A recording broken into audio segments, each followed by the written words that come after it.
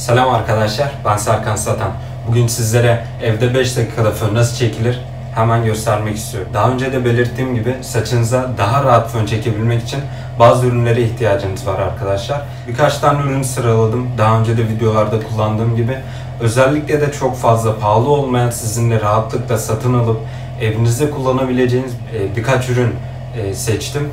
Bunlarla beraber fön çekeceğiz. Yani fön çekmenin püf noktasını söyleyeyim size. Sürekli fön çekmek. Yani bir şey sürekli yapmıyorsanız zaten o işte uzmanlaşamazsınız veya pratik yapmıyorsanız eğer saçınızı rahat tarayamazsınız. Özellikle şunu soruyorsunuz.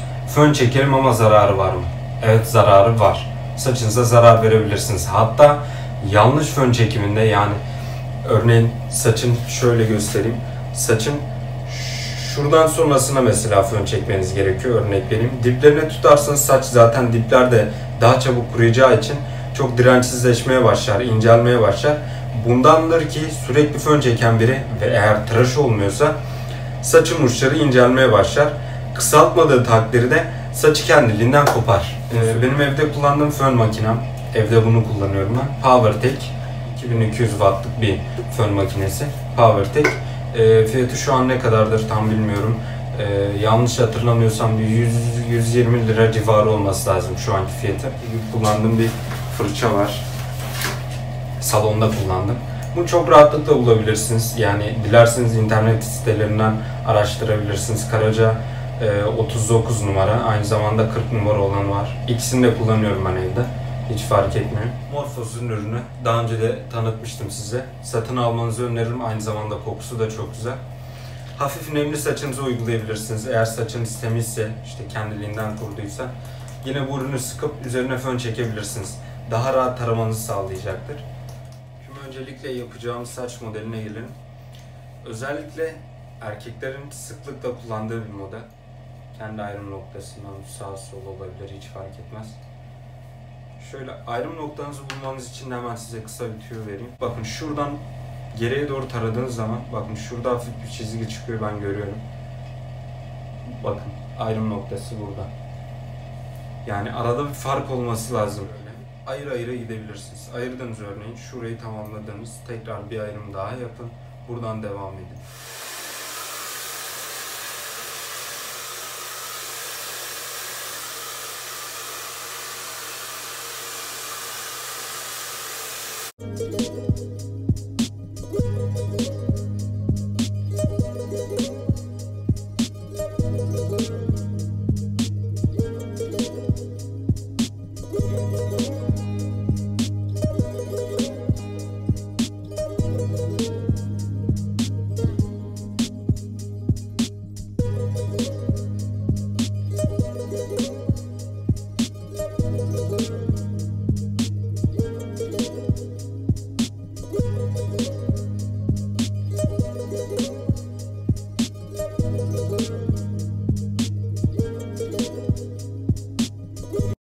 Saçınızı tek bir yöne taradığınız zaman saçınız o yöne doğru daha düşmeye başlar.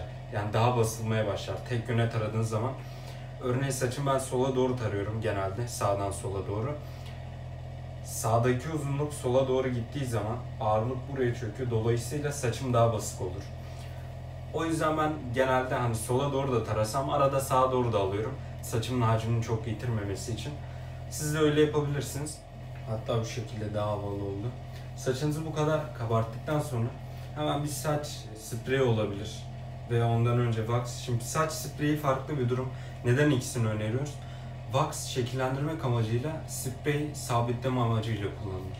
Bu size kalmış. Ben ikisini de tavsiye ediyorum, çok fazla abartmadan. Özellikle spreyi de çok yakından sıkmadan.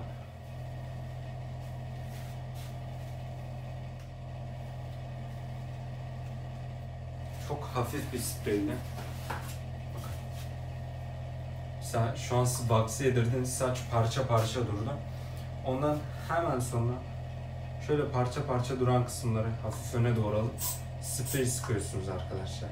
Sprey sıkıp bırakın, zaten o diğer boş kısımlar aynen o şekilde kalacaktır. Sprey'in her zamanki gibi Taft Ultimate 6 numara kullandım.